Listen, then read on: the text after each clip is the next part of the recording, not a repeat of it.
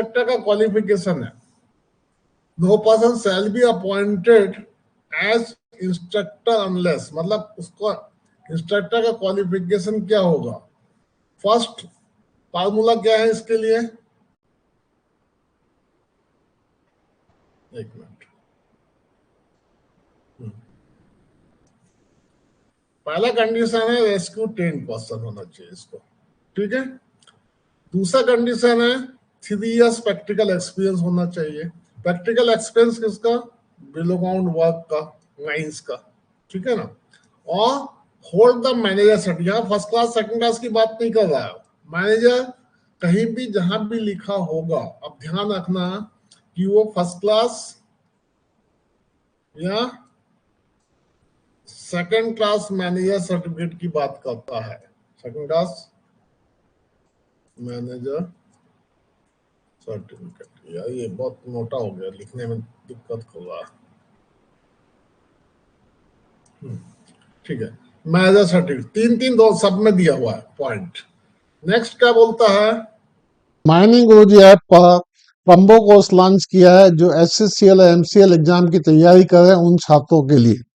ये all in one course है, इसमें technical, OSH code, regulation, rules. दूसरा कोर्स है नॉन टेक्निकल का, जिसमें एप्टीट्यूड, रीजनिंग और मैथ्स है। थर्ड पार्ट इसका है ईएमटी वॉल्यूम 1, 2, 3। इसमें हर सब्जेक्ट के वीडियो हैं, नोट्स हैं और टेस्ट भी हैं। टोटल टेस्ट की संख्या 140 से ज्यादा है और इसमें 6000 से ज्यादा एमसीक्यू क्वेश्चन है। आप जूनियर और मैन और माइनिंग सदा एग्जाम की बढ़िया सी तैयारी हमारे कोर्स के साथ कर सकते हैं। Selection of rescue train person for posting in rescue station, जो ब्रिगेड मेंबर के रूप में अपॉइंट होते हैं, इसको हम बोलते हैं ब्रिगेड मेंबर, है ना।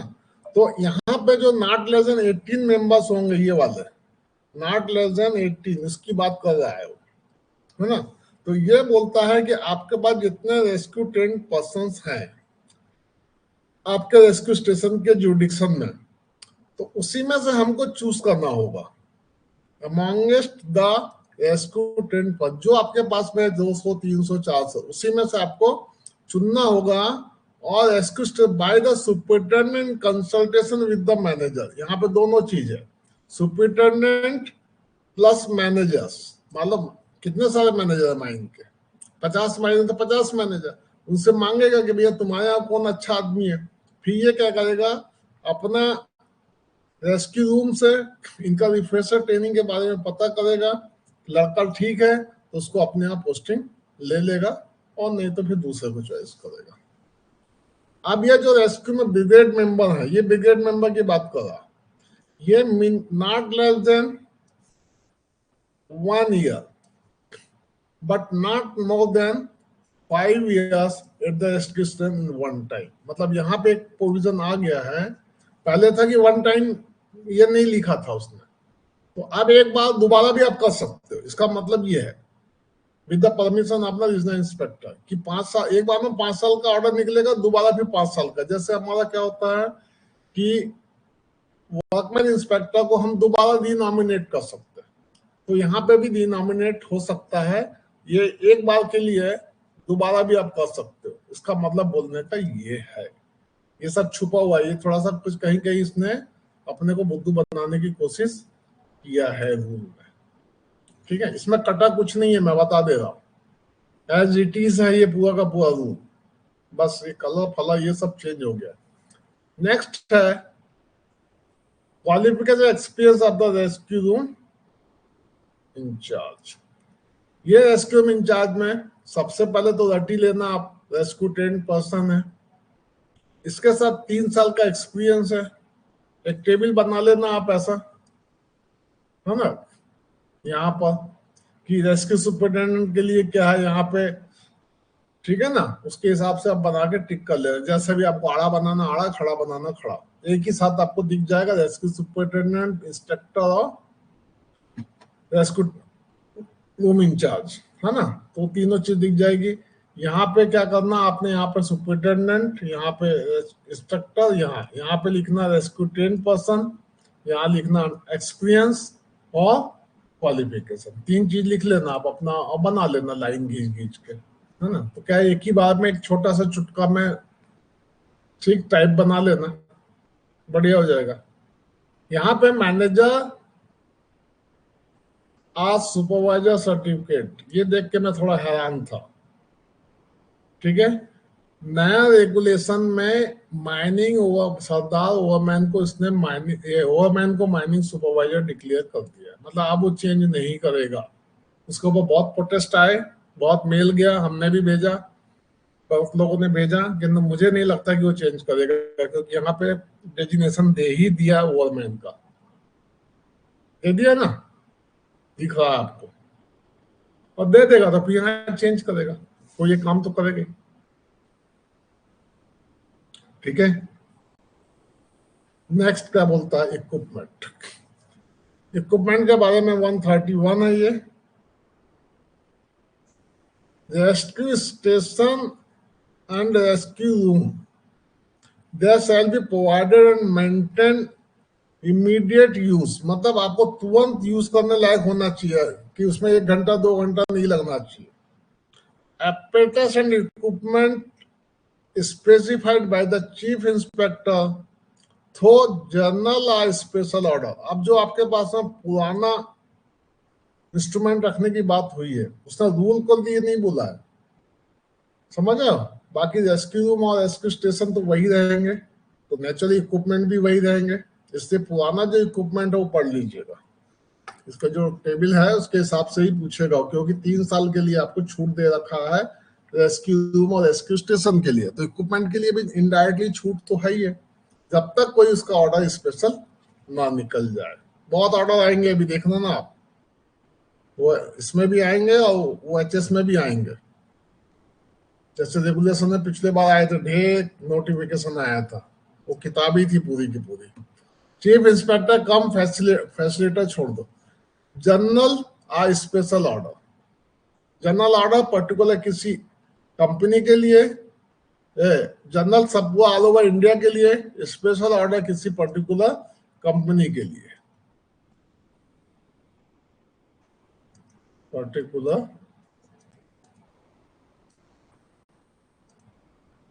कंपनी के लिए। ठीक है, ये बार बार आता है इसलिए मैंने एक बार में ही समझा दिया, है ना। पर्टिकुलर कंपनी के लिए या पर्टिकुलर माइन के लिए स्पेशल ऑर्डर निकलता है ना।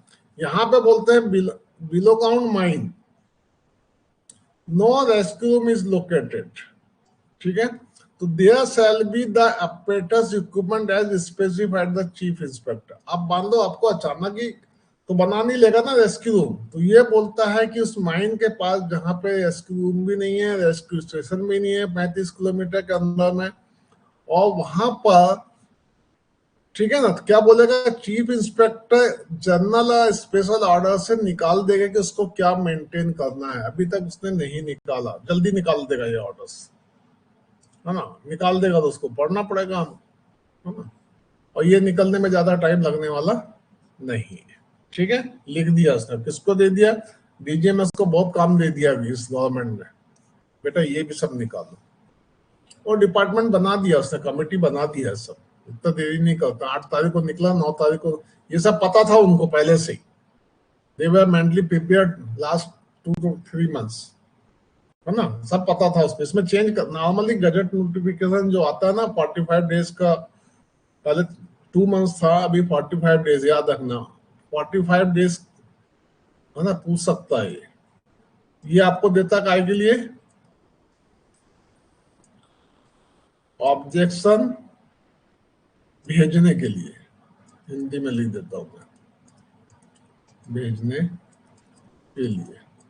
आपका जो ड्राफ्ट जो आता है, एक्ट में लिखा है साफ साफ, और स्कूल के शुरू में भी लिखा है, 45 डेज देता है ऑब्जेक्शंस भेजने के लिए, ऑल ओवर इंडिया से कोई भी भेज सकता है ना, और उसके बाद वो ऑब्जेक्शंस भेजने के बाद वो उसको कंसीडर करता है। पर मैंने देखा है बहुत सालों से नॉर्मली कुछ नहीं करता, ठीक है, जैसा बनाया उसने वो उसी को अपने आप को उसी को कर देता है ना, अभी भी नहीं किया उसने।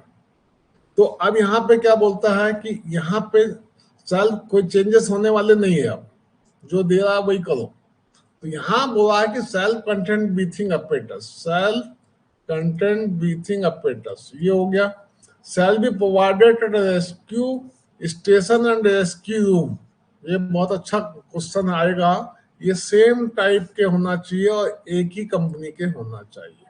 जैसे हमारा BG4 है ना, अभी इसमें क्या आ गया है, BG4 प्लस आ गया है ना। उसमें इलेक्ट्रॉनिक सिस्टम बढ़ गया, जो मैंने BG4 बताया तो उस समय बता दिया था मैंने कि BG4 के साथ प्लस क्या है, तो BG4 प्लस है ना। ये है ड्रैगर का। तो रेस्क्यू रूम और रेस्क्यू स्टेशन में सभी में यही होना चाहिए, ठीक है। ये नहीं कि एक में किसी और का है, एक अमेरिका का है, एक जर्मनी का है, एक इंग्लैंड का है, एक इटली का है, एक फ्रांस का, ऐसा नहीं चलेगा। पूरा का पूरा चेंज कर, सब एक साथ रखना पड़ेगा, क्योंकि आपका इसको यूज करने के लिए भी बड़ी ट्रेनिंग की जरूरत पड़ती है ना। तो और इसकी कास्ट भी 12 से 15 लाख रुपए में आता है एक, ठीक है। तो इसके लिए सेम टाइप का होना चाहिए, इसलिए पुराने होंगे पर सब में भी होना चाहिए।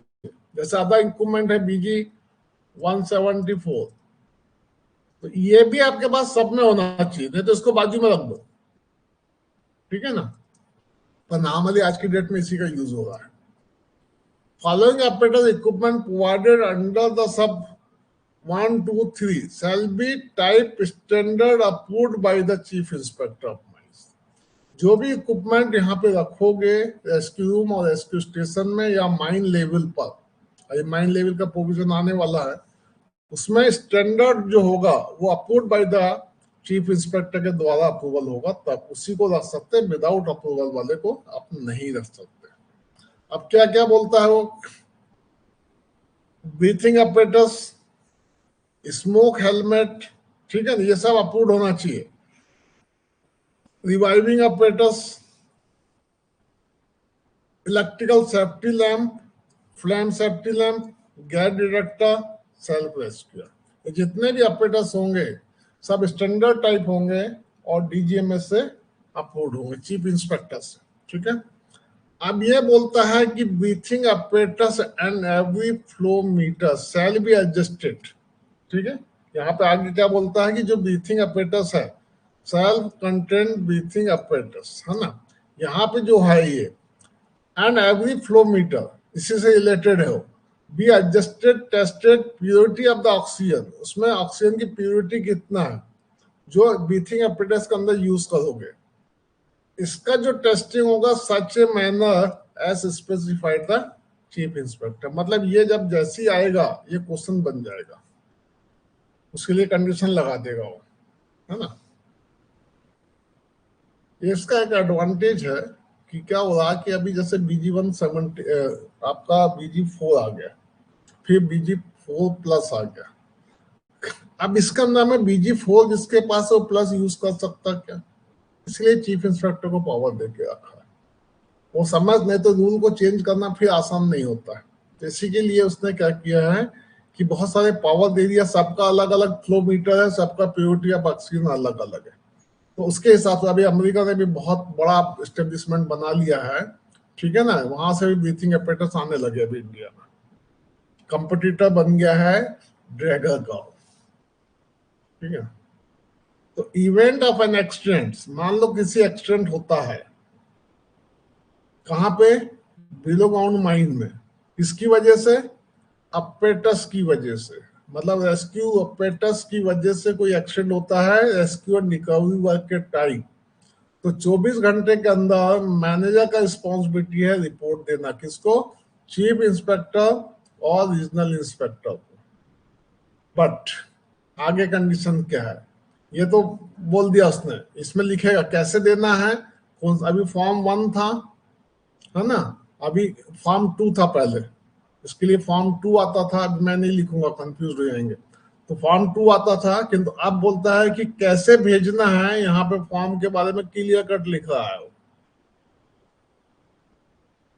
इसके लास्ट में बहुत सारे फॉर्म दिए हैं, वो उसमें चेक करना पड़ेगा कि इसके रिलेटेड फॉर्म है क्या उसमें। तो चीफ इंस्पेक्टर कम फैसिलिटेटर जनरल, और मतलब इसमें नहीं होगा, क्योंकि जनरल और स्पेशल ऑर्डर निकालेगा वो अभी निकला नहीं है इसका ऑर्डर, तो इसके द्वारा बताएगा कि 10 नंबर की, 20 नंबर की, 50 नंबर की, 100 नंबर है ना। आप बोलते हैं in case of the accident at rescue room and rescue station, हो सकता है ना, जहां पे हम क्या करते हैं, इनिशियल ट्रेनिंग करते हैं, रिफ्रेशर ट्रेनिंग करते हैं, ये दोनों जगह पर रिस्क इन्वॉल्व होती है। वहां मान लो कोई एक्सीडेंट हो गया और किसी एपेटस की वजह से हो गया, मतलब एपेटस बस्ट हो गया, या मास्क के अंदर में ऑक्सीजन प्रॉपरली सप्लाई नहीं हुआ, आदमी बेहोश हो गया, गिर गया चक्का खा के, तो ये बोलता है कि इसमें इलेक्ट्रॉनिकली सेंड करना पड़ेगा आपको, और ये 24 घंटे के अंदर, और इसके लिए और ये रिस्पॉन्सिबिलिटी होगी सुपरिटेंडेंट। ध्यान रखना, माइन में जब एक्सीडेंट होगा तो मैनेजर की रिस्पॉन्सिबिलिटी है, रेस्क्यू रूम एंड रेस्क्यू, मैं ऐसे लिखूंगा है ना, रेस्क्यू स्टेशन में होगा तो किसकी रिस्पॉन्सिबिलिटी है, सुपरिटेंडेंट को ऐसा लिखते हैं भैया चार्ट में, सुपरिटेंडेंट, सुपरिटेंडेंट की रिस्पॉन्सिबिलिटी होगी।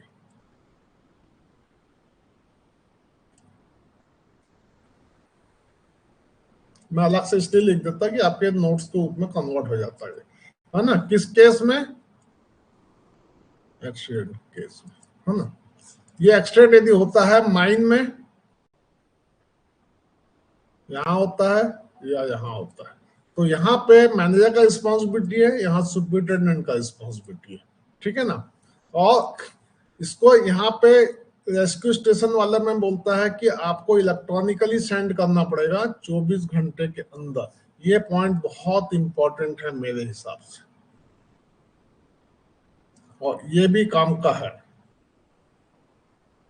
और एक जगह आपने देखा था, ठीक है, रेस्क्यू सुपरिटेंडेंट का अपॉइंटमेंट की बात कर रहा था, तो आपका तुरंत बोलता है ना। तो यहाँ पे ये इंपॉर्टेंट, और फिर स्पेशल ऑर्डर, जनरल ऑर्डर से निकाल देगा, फॉर्म वॉर्म जो भी डिजाइन करेगा, तो इलेक्ट्रॉनिकली मतलब वो कंप्यूटर है उसके पास में, पोर्टल है, वो पोर्टल के अनुसार वो काम करेगा, है ना। अब ये बोलता है कि रेस्क्यू रूम या रेस्क्यू स्टेशन में कहीं पर भी कोई भी एब्जॉर्वेंट नहीं रखा जाएगा, no absorbent, chemical, self square, gas detector tubes, है ना, गैस डिटेक्टर ट्यूब्स बोलता है, जो एक्सपायरी हो चुकी है, एक्सपायरी डेट के बाद का सामान वहां पे नहीं रहेगा। अब भाई ठीक है, आपको एडिटर का है कि हमने फेंक दिया तो हम पकड़े जाएंगे कि कहाँ गायब कर दिया, आप उसको कहीं और रखिए, उसके लिए अलग रूम रेस्क्यू स्टेशन से दूर रखिए, स्टोर में रखिए, किसी और जगह रखिए, और उसके प्रेमाइसेस में नहीं होना, नहीं तो क्या हुआ, गलती से लोग उसको यूज करेंगे और फोकट में मरेंगे।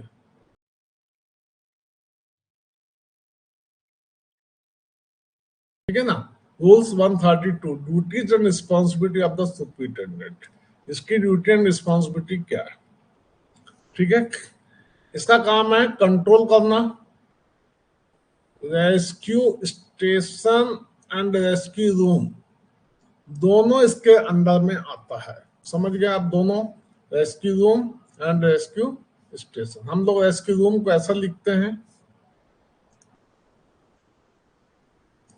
और रेस्क्यू स्टेशन को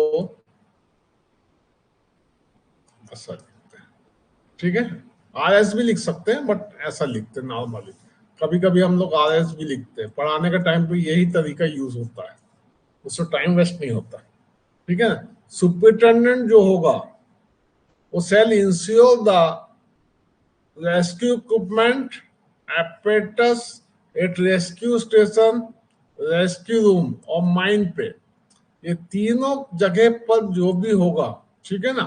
यहाँ पे ओवरऑल चार्ज तो रहेगा ही, आपका माइन के ऊपर भी है, उसका भी इंचार्ज वही रहेगा, बट ये बोलता है कि इक्विपमेंट जो भी है कहाँ पे रखे गए हैं, रेस्क्यू रूम, रेस्क्यू स्टेशन और माइन लेवल पर, तीन जगह पर उनको क्या करना है, इसकी रिस्पॉन्सिबिलिटी है कि maintain and proper working order for the immediate use, for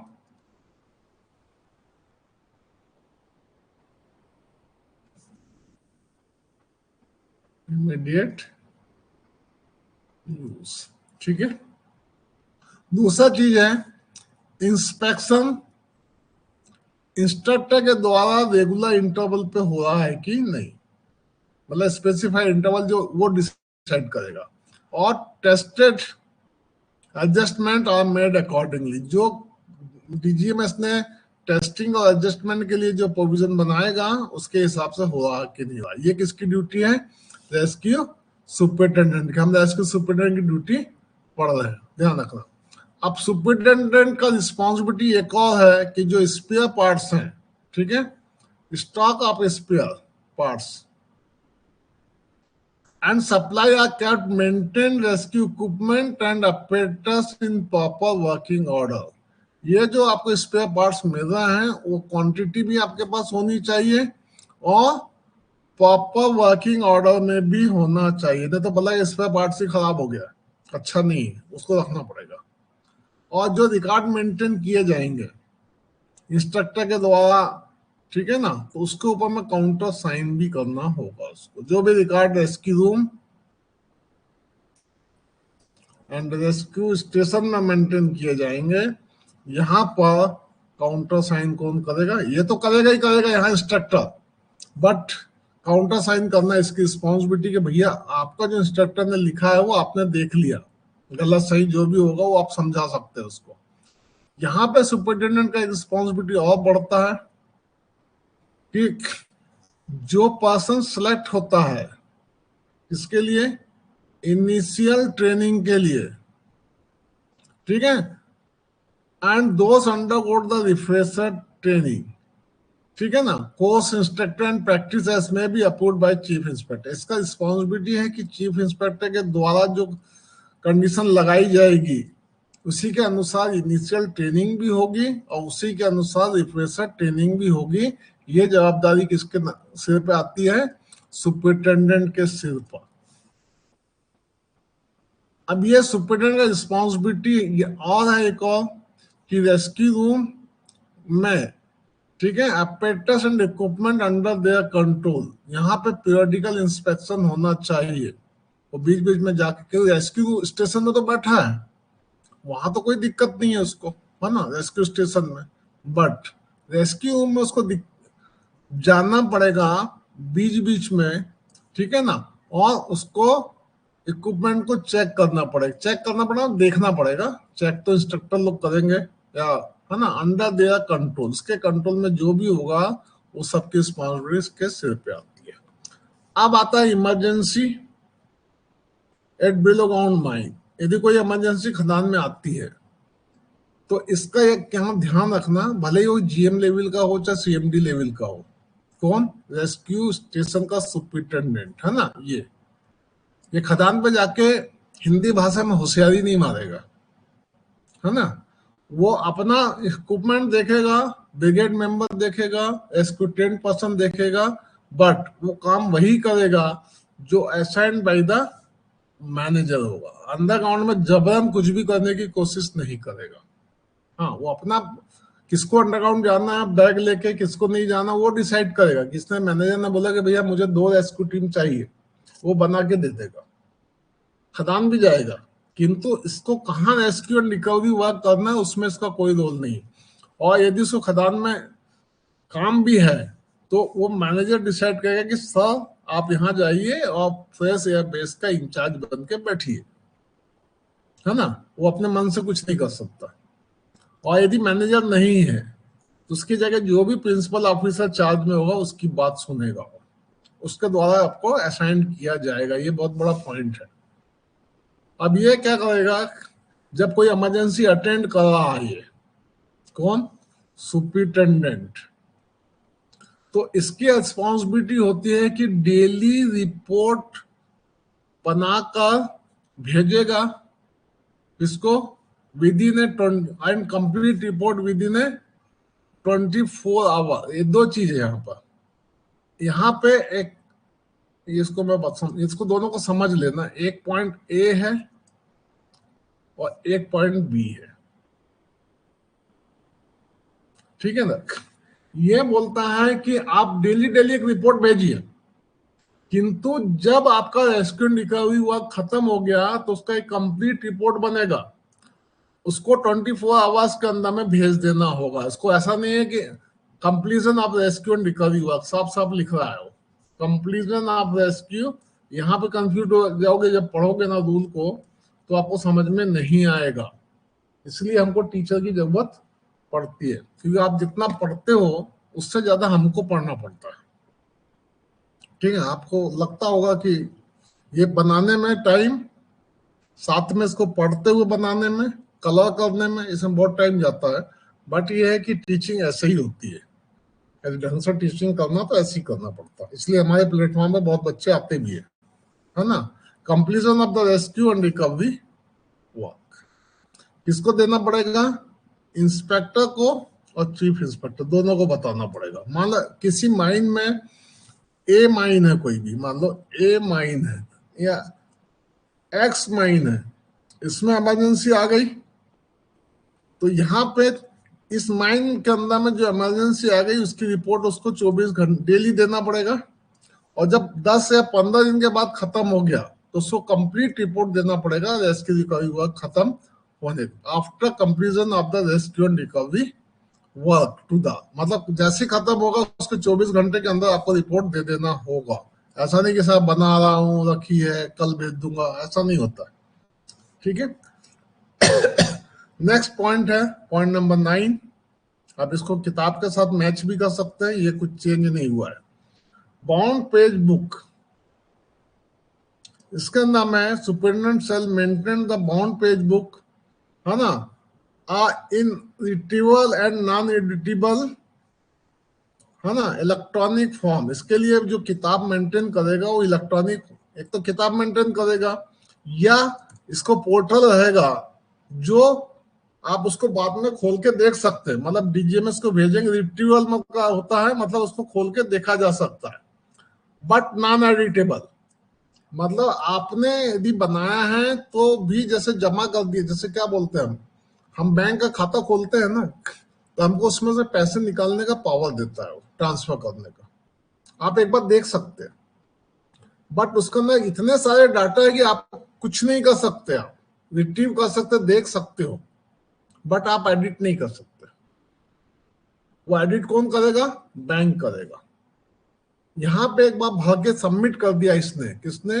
superintendent, तो उसको भी आप चेंज नहीं कर पाएंगे, खुद भी नहीं कर पाएंगे, है ना। बट जिसको भेजेंगे वो खोल के देख सकेगा, समझ में? जैसे फिजिकल फॉर्म होते हैं ना, जब भेजते हैं हम तो क्या होता है, आप लोगों ने अभी फॉर्म भरा, उसको कई बार देखने का मौका मिलेगा आपको, पर वो कई एडिटेबल नहीं रहते। बहुत सारे प्लेटफॉर्म पे देता भी है कि आप अपना देख लो क्या क्या भरे हो, और उसमें कुछ टाइम देता है कि भैया इसको एडिट करना तो नहीं तो नहीं कर सकते आप। ठीक है, चलिए नेक्स्ट है ड्यूटीज, कंटिन्यू कर लेते हैं। ये लास्ट मेरे को लगता है ये है, बाकी का कल पढ़ेंगे। Duties of instructor, direction of superintendent, ये जो सुपरिटेंडेंट है उसके डायरेक्शन में इंस्ट्रक्टर काम करेगा, और उसका क्या रिस्पॉन्सिबिलिटी है कि यहाँ पे training in rescue and recovery work में देगा।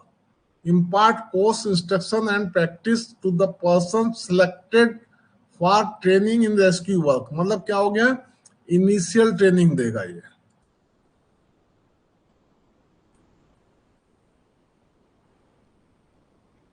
इनिशियल ट्रेनिंग देगा, ठीक है, और as well as rescue train person को भी देगा। यहां पे हो गया इनिशियल ट्रेनिंग, इस जगह पे हो गया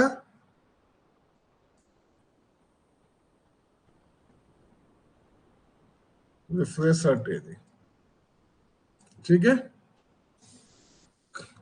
ये इंस्पेक्शन करेगा rescue equipment and apparatus and maintain, इसको क्या करेगा? इंस्पेक्शन करेगा, टेस्ट करेगा, एडजस्टमेंट करेगा। ठीक है, रेस्क्यू इक्विपमेंट को जहां पर स्टेशन में भी, और कहां पे जाएगा? रूम में भी जाएगा, पीरियडिकली इंस्पेक्शन करने जाएगा। इन केस ऑफ द इमरजेंसी, ये बिलो ग्राउंड माइन में यदि कोई इमरजेंसी आती है तो instructor shall perform rescue and recovery work। मतलब इंस्ट्रक्टर वहां साहब बन के नहीं रहेगा, वो एक टीम लेके जाएगा वहां पे अंडरग्राउंड में, मतलब उसको भी भेजा जा सकता है। ठीक है, मैनेजर जो असाइन करेगा, और नहीं तो इसकी जगह में, मैनेजर की जगह में प्रिंसिपल ऑफिसर होगा। मैनेजर हो सकता है कि खदान में फंस गया हो, तो ऊपर जो प्रेजेंट होगा, देखिए मैनेजर छुट्टी गया तो कोई दूसरा मैनेजर होगा, उसमें कोई डाउट नहीं है, बट मैनेजर जो चार्ज में है वो खदान में गया और पता चला कि एक्सप्लोजन के केस में वो अंदर ही फंस गया। अब मैनेजर तो आने से रहा कहीं से भी, तब ऐसे कंडीशन में जो नेक्स्ट टू सीनियर होगा मैनेजर के, है ना, वो प्रिंसिपल ऑफिशियल कहलाता है। ये डायरेक्ट चार्ज ले लेगा, इसको मैनेजर बनाने की जरूरत नहीं है, बाद में ऑर्डर निकालते रहेगा एजेंट, बट वो डायरेक्ट चार्ज बिना पूछे चार्ज ले लेगा, यदि उसके नॉलेज में आ गया तो, और वो एक्शन में आ जाएगा। ठीक है, नेक्स्ट बोलता है instructors shall not leave the rescue station without prior permission of superintendent। छुट्टी लेने के लिए नहीं बोला है। ठीक है, जैसे मान लो आपको 40-30 किलोमीटर, आजकल तो गाड़ी है तो 30 किलोमीटर 35 किलोमीटर शादी अटेंड करने आप जा ही सकते हो। अब मान लो किसी की शादी में जाना है आपको, और स्टेशन से 50 किलोमीटर दूर है, तो उससे परमिशन लीजिए कि सर मैं शाम को 6 बजे जाऊंगा, रात के 12 बजे आ जाऊंगा, है ना, क्योंकि यहाँ पे छुट्टी का मैटर नहीं है, यहाँ मैटर रहता है इमरजेंसी। रात को 10 बजे इमरजेंसी आ गया, आपको ढूंढ रहा है, आपको पता ही नहीं है, आप तो शादी में हो 40 किलोमीटर दूर, आओगे कैसे? पर सुपरिटेंडेंट को ऑलरेडी पता है, तो वो आपकी जगह अल्टरनेट अरेंजमेंट पहले से दिमाग में सोच के रख लेगा कि जैसी इमरजेंसी आएगी मैं इसको बोल दूंगा, है ना।